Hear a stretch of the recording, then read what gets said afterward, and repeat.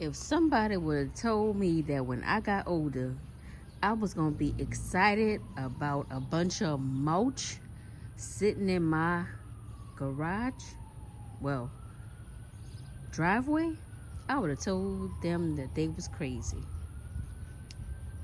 But when I pulled up and I saw this mulch sitting in my driveway, yo, I was doing the happy dance.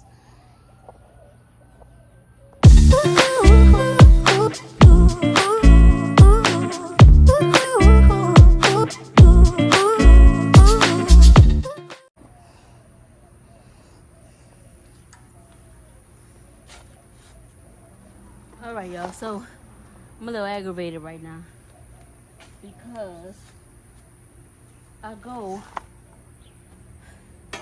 earlier to get my shovel out of the yard to break this up, right? I'm looking for my shovel, looking for my shovel, looking for my shovel. It's only me and the grass man that that's in my yard.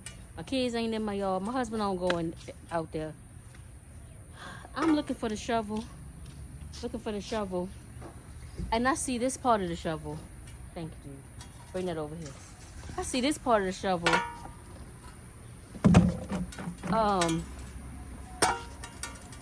Over there, because I had asked the grass man to. There was like 3 big tall weeds back there, and I couldn't pull them up myself. I wasn't strong enough.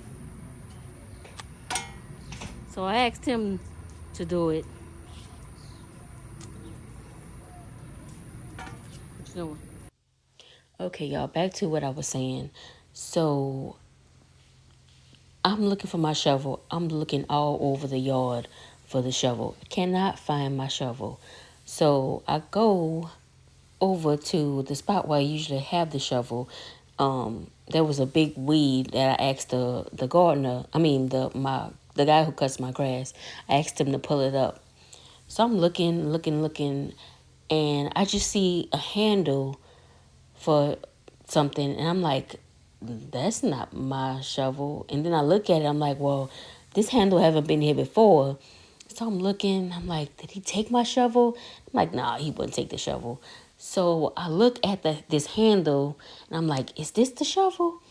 So I look underneath the table where I have all my plants at. So why the spade for the shovel is stuck underneath the table. Not stuck, but stuffed underneath the table. So I pull it off, sure enough, it's the shovel and it's broken. So I called him, and well, actually, my husband called him because I was like literally steaming, like on fire, mad. And my husband called him, and this idiot says that he didn't use my shovel. Well, I didn't ask you if you used the shovel. I asked you if you broke the shovel. He says no, he didn't break the shovel. Now, what I could have done, this is his words, I may have stepped on the shovel when I was back there. There's a lot of stuff back there, and it's hard to maneuver back there, which instantly pissed me off. I'm like, it's a yard, a backyard that has a garden in it. Of course, there's going to be some stuff back there. It's not a lot of stuff back there. So I get mad all over again because now I'm like, first off, you said that you didn't break the shovel. Then you says, well, I may have stepped on the shovel. Either you did or you didn't. You gonna tell me you don't know what it feels like to step on a hard shovel?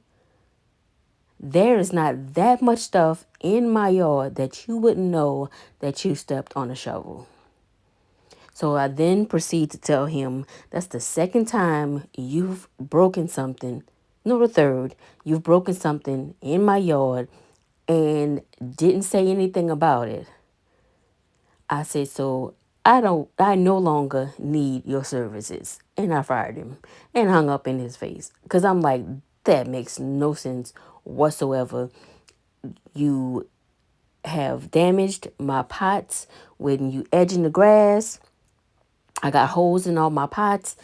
You done killed one of my sago palms. Well, not killed it, but you done chopped the leaf off of it and didn't tell me that you chopped the leaf off of it. I had to call you and ask you about that.